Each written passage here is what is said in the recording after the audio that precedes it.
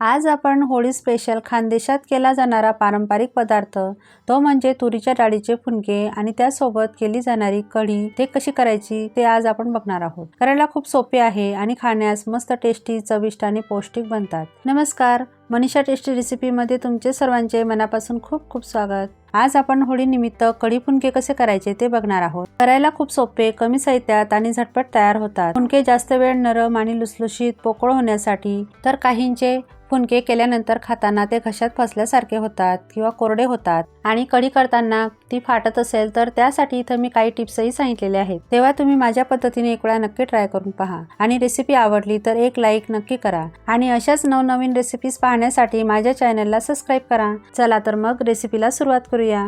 आता इथं सुरुवातीला फुनके करण्यासाठी मी 2 कप तुरीची डाळ घेतलेली आहे। तुरीची डाळ घेताना तिला स्वच्छ निवडून घ्या। ही मी घरीच तयार केलेली डाळ आहे। इथे मी फक्त तुरीची डाळ घेतलेली आहे। तुम्ही यामध्ये अजून दुसऱ्या डाळीही मिक्स करू शकता, जसे की मुगाची डाळ, चवळीची डाळ, मठाची डाळ।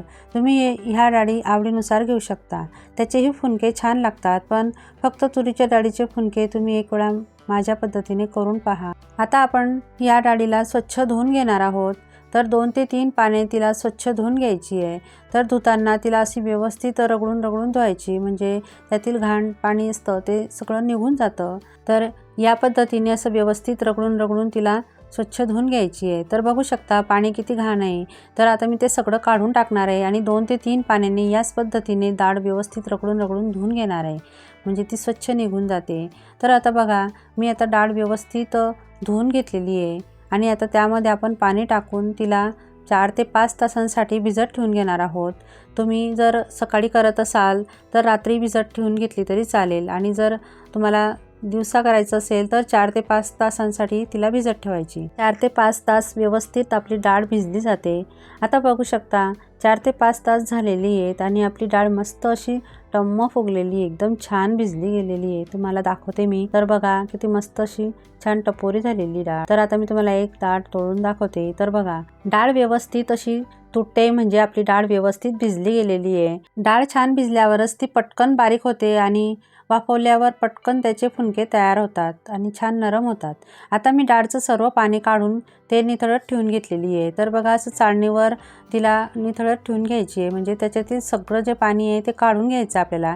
डाळ मस्त कोरडी करून घ्यायची आहे आणि मगच तिला मिक्सरला फिरवून बारीक करून घ्यायची आहे। आता आपल्याला मिक्सरच्या भांड्यामध्ये डाळ टाकून घ्यायची, पण त्या अगोदर आपण हिरव्या मिरचीचा ठेचा करून घेणार आहोत। तर त्यासाठी इथं 4 ते 5 हिरव्या मिरच्या, 1 इंच आल्याचा तुकडा, नंतर इथं भरपूर असा लसूण टाकून घ्यायचा आहे। लसणाने फुनक्यांना खूप छान चव येते, खूप छान टेस्टी लागतात। तर त्यासाठी लसूण भरपूर असा टाकून घ्यायचा आहे। तुम्ही जर नसेल लसूण खात तर स्किप करू शकता। तर आपल्याला पाणी न टाकता याचा असा व्यवस्थित ठेचा तयार करून घ्यायचा आहे। तर आता आपण त्यामध्येच डाळ टाकून घेणार आहोत। तर जेवढं मावेल तेवढी डाळ टाकायची, जास्तही डाळ टाकून घ्यायची नाही, नाहीतर ते बारीक करताना डाळ लवकर बारीक होत नाही। तर थोडी कमीच डाळ टाका आणि पाणी न टाकता व्यवस्थित अशी बारीक आपल्याला ही डाळ वाटून घ्यायची। तर बघा, मी तुम्हाला दाखवते। तर रवाड अशी आपल्याला ही डाळ वाटून घ्यायची आहे। अगदी रव्याच्या टेक्स्चर सारखीच ही डाळ आपल्याला वाटायची आहे। तर आता मी एका बाउलमध्ये ही वाटलेली डाळ आहे ती काढून घेते आणि दुसरी डाळ त्याच भांड्यामध्ये टाकून घेते आणि तिला बारीक करून घेते। आता बघा, दुसरी बॅचही वाटून झालेली आहे आणि याच पद्धतीने मी राहिलेली सगळी डाळही वाटून घेणार आहे आणि बाउलमध्ये काढून घेणार आहे। तर आता बघू शकता, मी बाउलमध्ये सगळी डाळ वाटून काढून घेतलेली आहे आणि आता आपण त्यामध्ये काही साहित्य टाकून घेणार आहोत। तर इथं मी 1 चमचा लाल तिखट घेतलेला आहे। लाल तिखट तुम्ही थोडं काळजीपूर्वक वापरा, कारण आपण अगोदरच हिरवी मिरचीचा ठेचा यामध्ये टाकून घेतलेला आहे। नंतर यामध्ये मी चवीनुसार मीठ आणि 1 लहान चमचा भरून खाण्याचा सोडा टाकून घेते। सोडा जास्तही टाकायचा नाही। नंतर इथं मोठ्या आकाराचा कांदा मी बारीक चिरून घेतलेला होता तो टाकून घेते। तर मी थोडासा कांदा राहू दिलेला आहे, मला जास्त वाटत होता म्हणून। नंतर थोडीशी कोथिंबीर बारीक चिरून तीही टाकून घेतलेली आहे। नंतर 1 चमचा जिरेपूड टाकून घ्यायचं आहे। आपल्याला एवढंच साहित्य यामध्ये ॲड करायचं आहे। तुम्हाला जर आवडत असेल तर तुम्ही धना पावडरही यामध्ये ॲड करू शकता। नंतर आता व्यवस्थित हे सगळं साहित्य मिक्स करून घ्यायचं आहे, एकजीव करून घ्यायचं आहे। जोपर्यंत ते व्यवस्थित मिक्स होत नाही तोपर्यंत असं आपल्याला त्याला फेटत राहायचं आहे। मी साधारण 2 ते 3 मिनटं याला व्यवस्थित फेटून घेतलेलं आहे, म्हणजे ते छान एकजीव होतं. आता आपले फुनके छान नरम आणि जास्त वेळ असेच राहावे यासाठी मी त्यामध्ये थोडंसं 1 ते 2 पडी तेल टाकून घेतलेलं आहे आणि परत एक वेळा हे सगळं मिश्रण व्यवस्थित आता एकजीव करून घेते, व्यवस्थित मिक्स करून घेते. म्हणजे सगळीकडे हे तेल ह्या मिश्रणात व्यवस्थित मिक्स झालं पाहिजे, तोपर्यंत व्यवस्थित मिक्स करून घ्यायचं आहे. आता आपलं हे जे मिश्रण आहे ते तयार झालेलं आहे. आता मी हे फुनके गाळणीमध्ये वाफवून घेणार आहे, तर त्यासाठी मी गाळणीला थोडंसं तेल लावून घेते. तुम्ही यासाठी स्टीमरचाही वापर करू शकता. तर इथं असं या पद्धतीचं व्यवस्थित तेल लावून घ्यायचं आहे, म्हणजे फुनके गाळणीला तळाशी चिटकणार नाहीत. तर हे बघा, असं या पद्धतीचं तेल लावून घ्यायचं आहे. आता फुनके कसे तयार करायचे मी तुम्हाला दाखवते. तर लहान मोठ्या साईजचे तुम्हाला जसे हवे तसे हे गोळे घ्यायचे. तर बघा, मी अगदी लहानही नाही आणि अगदी मोठाही नाही, तर मध्यम आकारामध्येच हा गोळा घेते आणि त्याला असं थोडंसं दाबून असं बोटांचे ठसे उमटवून घ्यायचे. हे बघा, या पद्धतीने व्हिडिओमध्ये तुम्ही बघू शकत असाल. आणि मी एका बाजूला गॅसवरती एका मोठ्या पातेल्यामध्ये पाणी गरम करायला ठेवून घेतलेलं होतं आणि त्यावर चाळणी ठेवून त्यावर असे हे फुनके आपले असं हातामध्ये घेऊन गोळा तयार करत जायचे आणि असं ठेवत जायचे. आम्ही खानदेशामध्ये फुनक्यांना भेंडकेसुद्धा म्हणतो. तर या पद्धतीचे आम्ही उन्हाळ्यामध्ये चुवेच्या भाजीचे सुद्धा फुनके, भेंडके असं करत असतो. तर भाजी घरात शिल्लक नसेल तेव्हा या पद्धतीचे तयार करून तुम्ही खाऊ शकता. तर आता आपण यावर झाकण ठेवून एक 15 मिनटं याला छान वाफ देऊन घ्यायची आहे. आता आपले फुनके हे व्यवस्थित वाफवले जात आहे, तोपर्यंत आपण कढी तयार करून घेऊ. तर त्यासाठी इथं मी पाव लिटर ताक घेतलेलं आहे आणि 2 ते 3 चमचे बेसन पीठ घेतलेलं आहे. तर जास्तही बेसन पीठ आपल्याला यामध्ये टाकायचं नाही.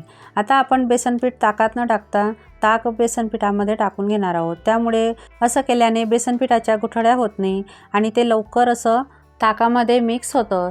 तर आता बघू शकता, आपलं बेसन पीठचं मिश्रण आहे ते तयार झालेलं आहे आणि आता आपण ते ताकामध्ये टाकून घ्यायचं आहे या पद्धतीने, म्हणजे ताकामध्ये बेसन पीठ व्यवस्थित मिक्स होतं. आता थोडंसं वाटीमध्ये राहिलेलं होतं म्हणून मी ताक टाकून तेही व्यवस्थित काढून घेतलेलं आहे. आता हे बेसन पीठ आणि ताक आहे ते व्यवस्थित मिक्स करून घ्यायचं आहे. तुम्ही याच पद्धतीने 1 लिटर ताकाची कढी करू शकता.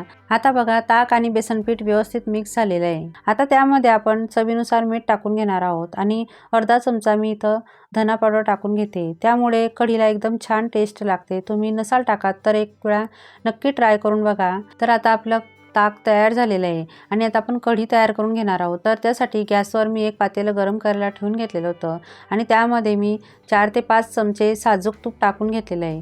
तुम्ही तुपाऐवजी तेलही टाकू शकता. नंतर अर्धा चमचा जिरे मोहरी टाकून घेतलेली आहे. नंतर 4 ते 5 लसणाच्या पाकळ्या बारीक चिरून त्या टाकून घ्यायच्या आहेत. नंतर 8 ते 10 कढीपत्त्याची पाने टाकून घ्यायची आहे. कढीपत्ता तर आवर्जून टाका, कारण त्याशिवाय कढी अपूर्णच असते. नंतर इथं 4 ते 5 हिरव्या मिरच्या मी थोड्याशा बारीक कट करून घेतलेल्या आहेत, त्या टाकून घ्यायच्या आहे. आता व्यवस्थित ते मिक्स केल्यानंतर फोडणी छान तडकू द्यायची आणि नंतरच त्यामध्ये आपलं जे ताक आहे ते टाकून घ्यायचं आहे. ताक फोडणीमध्ये टाकण्या अगोदर थोडंसं हलवून घ्यायचं, म्हणजे तळाशी बेसन पीठ बसलेलं असतं ते व्यवस्थित ताकामध्ये मिक्स होतं. आता थोडंसं पातेल्यामध्ये ताक होतं म्हणून मी थोडंसं पाणी टाकून त्या कढीमध्ये टाकून घेतलेलं आहे. आता हे व्यवस्थित आपल्याला 1 ते 2 मिनटं असंच चमचा हलवत राहायचं आहे, म्हणजे कढी आपली फाटत नाही आणि मध्यम आचेवरती ही कढी छान शिजवून घ्यायची आहे. तर आता बघा, थोडं थोडं आपली कढी मस्त शिजते. जास्त काही फार वेळ लागत नाही. एक 5 ते 7 मिनिटात कढीला छान उकळी येते. उकळी आल्यानंतर परत आपण 1 ते 2 मिनटं छान कढी शिजू द्यायची आहे. तर बघा, आपली कढी छान मस्त शिजत आलेली आहे आणि मस्त घट्टसरही झालेली आहे. जास्त पातळ नाही किंवा जास्त घट्टही नाही. आणि हो, तुम्ही यामध्ये चिमूटभर हळदही टाकू शकता, त्याने कढीला छान कलर येतो. पण मला कढीमध्ये हळद न टाकता कढी अशीच खायला फार आवडते. बघा, आपली कढी झालेली आहे. मी गॅस बंद करून घेतलेला आहे आणि त्यामध्ये थोडीशी कोथिंबीर बारीक चिरून ती टाकून घेतलेली आहे. तर बघा, आपली कढी अजिबात फाटलेली नाही आहे, तर एकदम मस्त परफेक्ट कढी झालेली आहे. तर आपली फुनक्यांसोबतची कढी तयार आहे. तर आता दुसरीकडे आपले जे फुनके होते ते छान शिजले गेलेले आहे. तर आता आपण त्यांना चेक करून घेणार आहोत. तर चेक करण्यासाठी असं सुरी त्यामध्ये टाकून घ्यायची. तर बघा, सुरी एकदम क्लीन येते, म्हणजे आपले फुनके व्यवस्थित शिजले गेलेले आहेत. जास्त प्रमाणातही त्यांना ओव्हरकुक करायचं नाही, नाहीतर ते कडक होतात. तर फक्त जास्तीत जास्त 10 ते 15 मिनिटच त्यांना आपल्याला शिजवून घ्यायचं आहे. तर बघा आता मी त्यांना एका प्लेटमध्ये सर्व करून घेतलेलं आहे आणि त्यासोबत ही मस्त खानदेशी पद्धतीची कढीही तयार झालेली आहे. तर तुम्ही ही खानदेशी पद्धतीची कढी आणि फुनकेची रेसिपी एक वेळा नक्की ट्राय करून बघा आणि मला कमेंट करून नक्की सांगा. आता मी तुम्हाला एक फुनकं आहे ते तोडून दाखवते. तर बघा खालच्या बाजूने एकदम मस्त असं जाळीदार तयार झालेलं आहे आणि आतूनही पोकळ आहे. तर मी तुम्हाला तोडून दाखवते. हे बघा आतून एकदम मस्त सॉफ्ट पोकळ आहे आणि अजिबात घशात फसणार वगैरे नाही.